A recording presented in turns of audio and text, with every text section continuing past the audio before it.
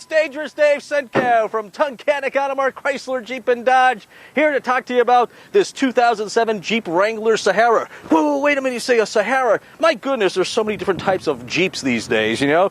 You got a two-door Jeep, you got a Jeep X, you got a Jeep SE Wrangler, you got a Wrangler Rubicon, you got a Wrangler Sahara. Well, that's what we're going to talk about today.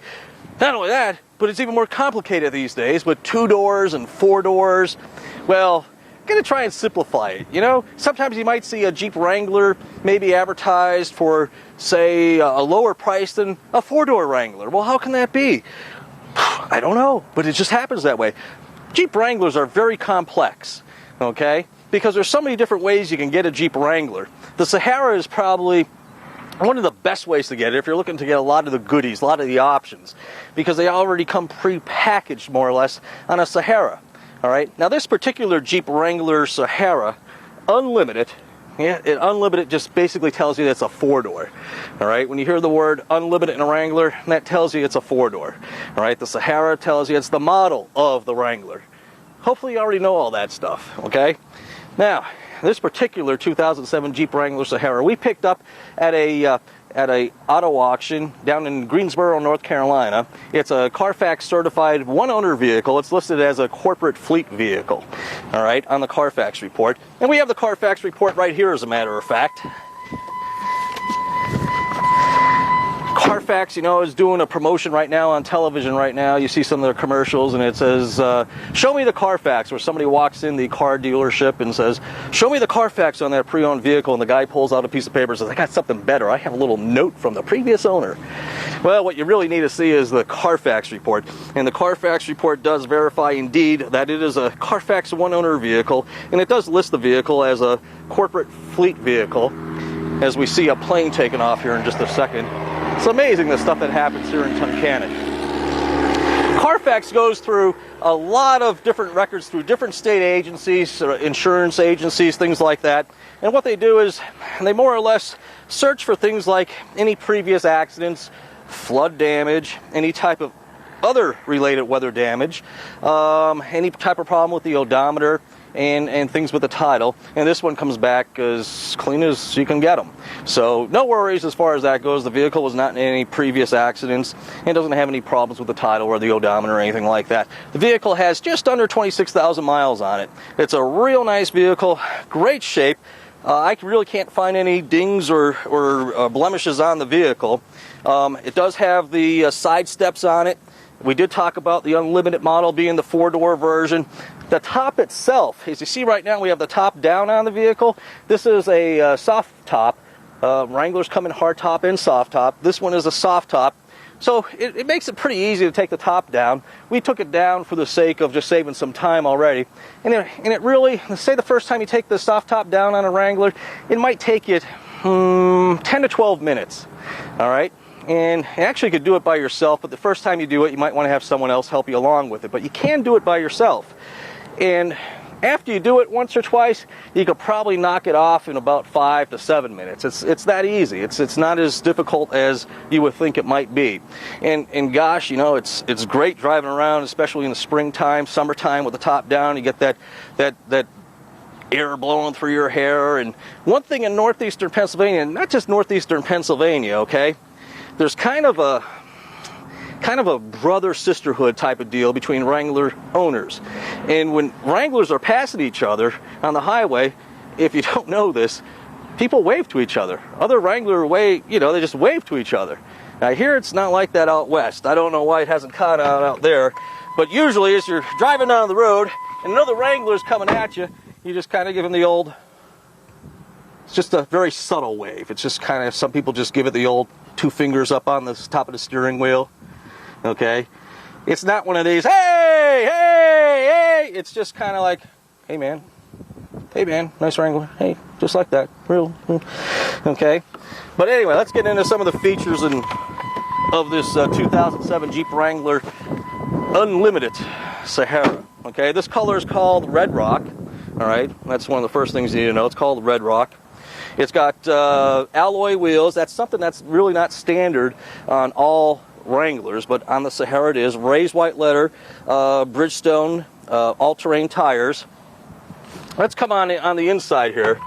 Let me pull the key out. All right. Now, you know, years ago, they didn't have power windows and locks in a Wrangler. But believe it or not, today they do, especially in the 4-door.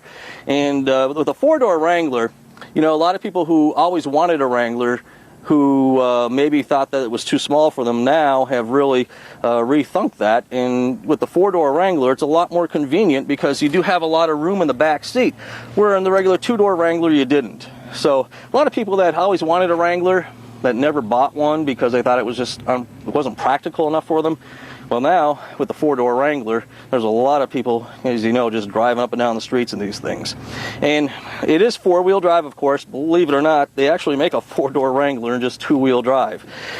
Why, I don't know, but evidently some people do buy them that way. This is a 4-wheel drive Wrangler. It's real easy to put in 4-wheel drive. All you do is you just pull on the shifter right here, all right, to go from 2-wheel drive to 4-wheel drive. You don't have to get out of the vehicle to lock any hubs or anything like that. You can do it while the vehicle is rolling. If you want to go from 4 high to 4 low, you do have to stop and just stop for a few seconds in order to go into 4 low, because you're going to go. This is equipped with automatic transmission, and the ride on a Wrangler is on a 4-door Wrangler, and just Wranglers in general, is totally different than it was from years gone by.